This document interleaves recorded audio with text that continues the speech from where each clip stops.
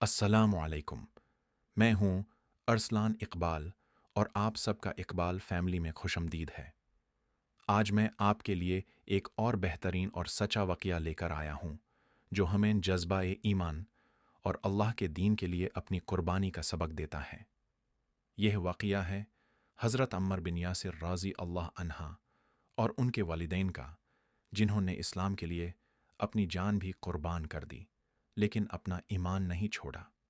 حضرت عمر بن یاسر رضی اللہ عنہ اور ان کے والدین حضرت یاسر اور حضرت سمیہ رضی اللہ عنہ ان پہلے لوگوں میں سے ہیں جو اسلام میں داخل ہوئے، لیکن اس وقت کافی مشکلات اور ظلم کے دوران ان لوگوں کو اسلام قبول کرنے کی وجہ سے کافر قبیلے کے لوگوں نے شدید عذاب دیا۔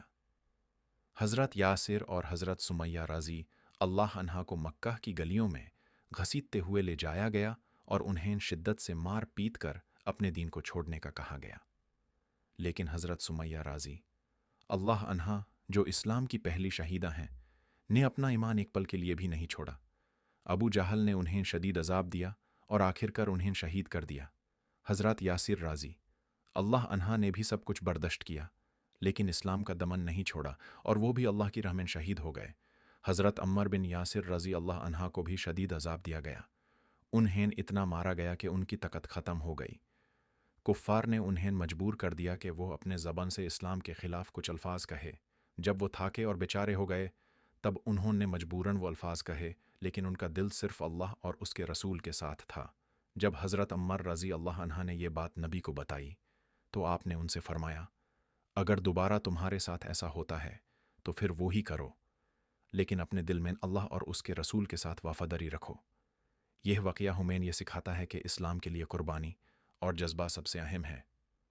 حضرت عمر بن یاسر رضی اللہ عنہ اور ان کے والدین کا یہ واقعہ ہمیں یاد دلاتا ہے کہ مشکلات اور عذاب کے دوران بھی ہمیں اپنے ایمان کو مضبوط رکھنا چاہیے۔